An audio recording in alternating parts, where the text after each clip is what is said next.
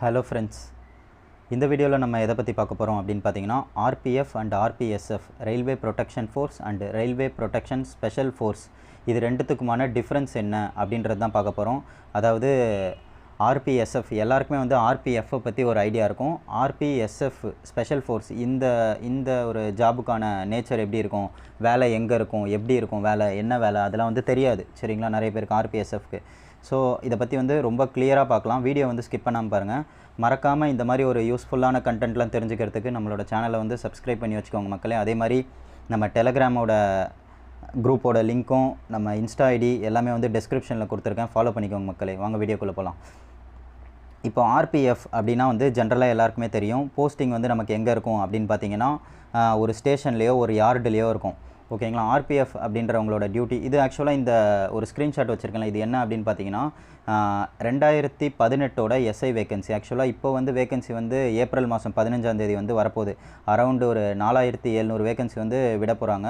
RPF SI constable சேர்த்து notification வந்தோன்னே அதை பற்றின வீடியோ போடுறேன். இது வந்து எதுக்காக இதை வச்சுருக்கேன் அப்படின்னு பார்த்தீங்கன்னா இந்த குரூப் வந்து உங்களுக்கு கிளியராக புரிகிறதுக்காக தான். ஆக்சுவலாக குரூப் நம்ம ஜென்ரலாக வந்து வேறு இந்த என்டிபிசி ஏஎல்பி இதெல்லாம் பார்த்திங்கன்னா ஒவ்வொரு ஸ்டேட்டில் வந்து நம்ம அப்ளை பண்ணுவோம். இந்த ஸ்டேட்டில் தான் வேலை வேணும் அப்படின்னு சொல்லி.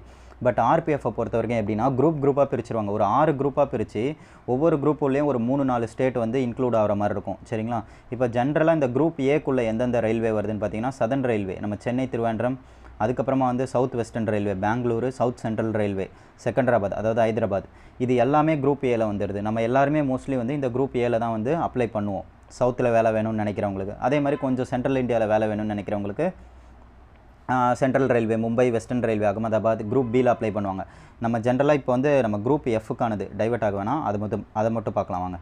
குரூப் எஃப் அப்படின்றது இப்போ ஆர்பிஎஸ்எஃப்பில் வேலை வேணும் அப்படின்னு நினச்சிங்கன்னா நீங்கள் வந்து குரூப் எஃப்பில் வந்து அப்ளை பண்ணணும். ஒவ்வொரு குரூப்புக்குமே வந்து கட் ஆஃப் வந்து தனியாக வரும். சரிங்களா. வேறு டிஃபர் ஆகும். ஒரு 5 மார்க் 4 மார்க் வந்து ஒவ்வொரு குரூப்புக்குமே வந்து கட் ஆஃப் வந்து வேரி ஆகும். நம்ம ஒரு குரூப்பை தான் சூஸ் பண்ணி அப்ளை பண்ண முடியும். அந்த குரூப்பில் வர கட் ஆஃப் நம்ம கிளியர் பண்ணி ஃபிசிக்கல் எல்லாம் கிளியர் பண்ணால் தான் நமக்கு வந்து போஸ்டிங் வந்து அலாட் பண்ணுவாங்க. சரிங்களா. இப்போ வாங்க ஆர்பிஎஃப்னா என்னென்னு பார்த்தோம். ஒரு ஸ்டேஷனில் வந்து நமக்கு டியூட்டி இருக்கும்.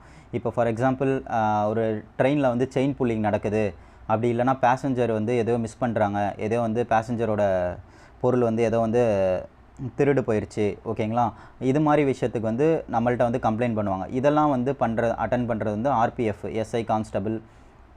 ஜென்ரலாக ஒரு தமிழ்நாடு போலீஸ் ஸ்டேஷன் எப்படி இருக்கும், கான்ஸ்டபிள் இருப்பாங்க, அவங்களுக்கு மேலே வந்து எஸ்ஐ இருப்பாங்க, அவங்களுக்கு மேலே இன்ஸ்பெக்டர் இருப்பாங்க. அதே மாதிரி தான் வந்து ரயில்வே போலீஸ் ஸ்டேஷனுமே வந்து இருக்கும். சரிங்களா. இந்த மாதிரி ஒரு இதுவாக தான் இருக்கும். பட் இப்போ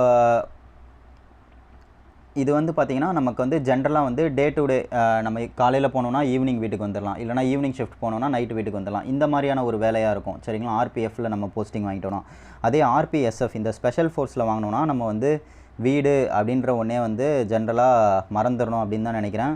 பிகாஸ் இது வந்து பார்த்திங்கன்னா பெட்டாலியனில் வந்து நமக்கு வந்து போஸ்டிங் போடுறாங்க. சரிங்களா. பெட்டாலியன்னா என்னென்னு பார்த்தீங்கன்னா இந்தியாவில் வந்து ஒரு 15 பெட்டாலியன் இருக்குது. இந்த 15 பெட்டாலியனில் தான் வந்து நமக்கு வந்து போஸ்டிங் வந்து போடுவாங்க. இப்போ சவுத்தில் வந்து பார்த்திங்கன்னா 2 பெட்டாலியன் தான் இருக்குது. ஒட்டுமொத்த இந்த தமிழ்நாடு, கேரளா, பெங்களூர், ஆந்திர பிரதேஷ் இந்த எல்லா ஸ்டேட்லேயும் சேர்த்தே நமக்கு 2 பெட்டாலியன் தான் இருக்குது. எங்கெங்கே இருக்குதுன்னு பார்த்தீங்கன்னா திருச்சியில் 1, ஹைதராபாத்தில் 1. இந்த 2 பெட்டாலியன் தான் இருக்குது. மீதி 13 வந்து central India, north India, east India இங்கே தான் வந்து லொக்கேட் ஆகிருக்கு. சரிங்களா. இங்கே ஏதாவது ஒரு இடத்துல தான் நமக்கு வந்து போஸ்டிங் போடுவாங்க. முதல்ல பெட்டாலியன் எங்கெங்கே இருக்குது அப்படின்றத பார்க்கலாம். யூபியில் வந்து பார்த்திங்கன்னா 2 இடத்துல பெட்டாலியன் இருக்குது. ஒன்று கோரக்பூரில், இன்னொன்று வந்து லக்னோவில். அதுக்கப்புறமா வந்து குவாஹாட்டியில் ஒரு 2 இடத்துல இருக்குது, மலிகான், லம்டிங் அப்படின்ற இடத்துல. அப்புறம் டெல்லியில் 1, அம்பாலா எங்கே இருக்குதுன்னு பார்த்தீங்கன்னா ஹரியானாவில் இருக்குது. அடுத்து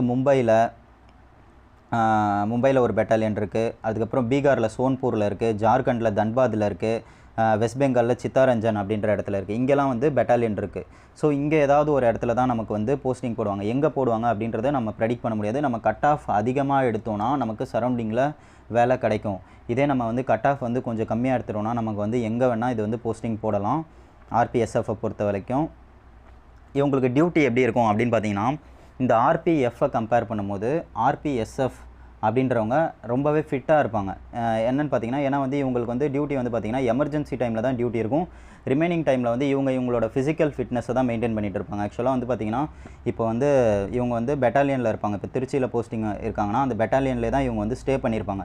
ஏதோ ஒரு எமர்ஜென்சி வருது, எமர்ஜென்சி சிச்சுவேஷன்னா என்னென்னு பார்த்தீங்கன்னா, இப்போ ஒரு ரயில் ரோக்கோ நடக்குது, அப்படி இல்லைனா இப்போ அதான் எப்படி சொல்கிறது, இப்போ 2021 கூட ஒரு இஷ்யூ நடந்தது. பீகாரில் வந்து ஒரு இஷ்யூ நடந்திருக்கும், ட்ரெயின் எல்லாம் வந்து கொளுத்திருப்பாங்க, சரிங்களா. ஸோ அந்த மாதிரியான சுச்சுவேஷனில் வந்து ஆர்பிஎஸ்எஃப் தான் வந்து அட்டன் பண்ணுவாங்க போயிட்டு. ட்ரெயின் முன்னாடி, அதாவது ட்ராக்கில் இறங்கி ப்ரொட்டஸ்ட் பண்ணுவாங்க நிறைய பேர். ஸோ இந்த மாதிரியான ட்ரெயினை நிறுத்திட்டு ப்ரொட்டஸ்ட் பண்ணுறாங்களே, ஸோ இந்த மாதிரியான எமர்ஜென்சியான சுச்சுவேஷன்லலாம் வந்து அட்டன் பண்ணுறது வந்து பார்த்திங்கன்னா ஆர்பிஎஸ்எஃப் தான். ஸோ இவங்களுக்கு வந்து டியூட்டி எப்போ வரும் அப்படின்றது தெரியாது, பட் திடீர்னு டியூட்டி இருக்கும். மேக்ஸிமம் மோஸ்ட்லி வந்து இவங்க வந்து பெட்டாலியனில் தான் இருப்பாங்க. இவங்களோட ஃபிசிக்கல் ஃபிட்னஸ் தான் மெயின்டைன் பண்ணுவாங்கன்னு சொன்னோம். பட் எமர்ஜென்சி டைமில் எங்கே வேணாலும் இவங்களை கூப்பிடுவாங்க, இவங்க வந்து ரெடியாக இருக்கணும். அந்த மாதிரி தான் இருக்கும். இதில் வந்து எஸ்ஐ கான்ஸ்டபிள் அப்படின்னு 2 இருக்குது. எஸ்ஐ கீழே வந்து ஒரு 30 கான்ஸ்டபிள் ஒர்க் பண்ணுவாங்க. இந்த எஸ்ஐ தான் வந்து அந்த கான்ஸ்டபிள்லாம் வந்து கைட் பண்ணி ஆர்கனைஸ் பண்ணி ஒர்க் பண்ணுவாங்க, சரிங்களா. இது பொறுத்த வரைக்கும் எப்படி சொல்கிறாங்கன்னா, ஒரு 3 மாதம் ஒரு இடத்துல வேலை இருக்கும், அடுத்த ஒரு 3 மாதம் வந்து உங்களுக்கு வந்து இன்கேஸ் நீங்கள் சவுத்துலேயே போஸ்டிங் வாங்கினா கூட ஒரு 3 மாதம் வந்து இங்கே சவுத்தில் இருப்பீங்க, அதுக்கப்புறம் ஒரு 3 மாதம் சென்ட்ரல் இந்தியாவில் இருப்பீங்க, ஒரு 3 மாதம் நார்த் இந்தியாவில் இருப்பீங்க. ஸோ இந்த மாதிரி சொல்கிறாங்க. இது ஃபுல் அண்ட் ஃபுல் வந்து மூவ்மெண்ட்லேயே தான் இருக்கிற மாதிரி இருக்குமா. ப்ளஸ் பட் வந்து இங்கே வந்து சேலரி வந்து பார்த்திங்கன்னா நல்லாயிருக்கும். சேலரி வந்து ஆர்பிஎஃப்பை கம்பேர் பண்ணுறச்ச ஆர்பிஎஸ்எஃப் இருக்குது பார்த்திங்களா, இதுக்கு வந்து எஸ்ஐக்கு வந்து பார்த்திங்கன்னா பர் டேக்கு வந்து 1000 ரூபாய் வந்து ட்ராவலிங் அலவன்ஸ் வரும். இதே கான்ஸ்டபிளாக இருந்தீங்கன்னா 625 ரூபா, அதாவது நெக்ஸ்ட் மந்த்லேருந்து இன்க்ரீஸ் ஆக போகுது டிஏ எல்லாமே. இதுக்கு முன்னாடி வந்து 800 ரூபா 500 ரூபா அந்த இதில் இருந்தது, இப்போ 1000 ரூபா 625 ரூபா அந்த மாதிரி வந்து இன்க்ரீஸ் ஆக போகுது ஏப்ரல்லேருந்து டிஏ எல்லாம். சேலரி போக இந்த அமௌண்ட் வந்து ஆர்பிஎஸ்எஃப்பில் ப்ளேஸ் ஆனிங்கன்னா இந்த ஒரு அமௌண்ட் வரும். பட் வந்து ஃபேமிலி ஒர்க் பேலன்ஸ் வந்து இதில் வந்து அவ்வளோவா இருக்காது அப்படின்ற மாதிரி தான் இருக்குது. ஸோ வேக்கன்சி வரட்டும், எந்தெந்த குரூப்பில் எவ்வளோ வேக்கன்சி இருக்குது அப்படின்றதெல்லாம் நம்ம பார்ப்போம். இதே வந்து நீங்கள் ஒரு ஆர்பிஎஃப் ஜென்ரலாக நீங்கள் வேறு ஏதாவது குரூப்பில் கொடுத்தீங்கன்னா நீங்கள் ஒரு ஸ்டேஷன்லேயோ இல்லை ஒரு யார்டுலேயோ டியூட்டி பார்ப்பீங்க. ஸோ இது ஒரு ஆஃபீஸ் ஒர்க் மாதிரி தான் இருக்கும். ஸோ உங்களுக்கு எது இன்ட்ரெஸ்ட்டு, உங்களுக்கு எது செட் ஆகும் அப்படின்றத பார்த்துக்கோங்க. நம்ம நோட்டிஃபிகேஷன் வந்தோன்னே பார்ப்போம், எல்லா குரூப்லேயும் எவ்வளோ வேக்கன்சி இருக்குது அதெல்லாம் வச்சு கொஞ்சம் அனலைஸ் பண்ணி பார்த்து எங்கே அப்ளை பண்ணலாம் எல்லாமே வந்து பார்ப்போம். மறக்காமல் நீங்கள் வந்து ஃபாலோ பண்ணிகிட்டே இருங்க. அடுத்தடுத்த வீடியோ வந்து இதை பற்றி ஆர்பிஎஃப் பற்றி இந்த டெக்னீஷியன் பற்றிலாம் அப்டேட் பண்ணுறேன், ஓகேங்களா. ரெகுலராக வந்து டைம் இல்லை ஆக்சுவலாக, அதனால தான் வந்து வீடியோ போட முடியல. டைம் கிடைக்கிறப்பெல்லாம் இனிமேல் வீடியோ போட ட்ரை பண்ணுறேன். சேனலை வந்து ஃபாலோ பண்ணி வச்சுக்கோங்க மக்களே.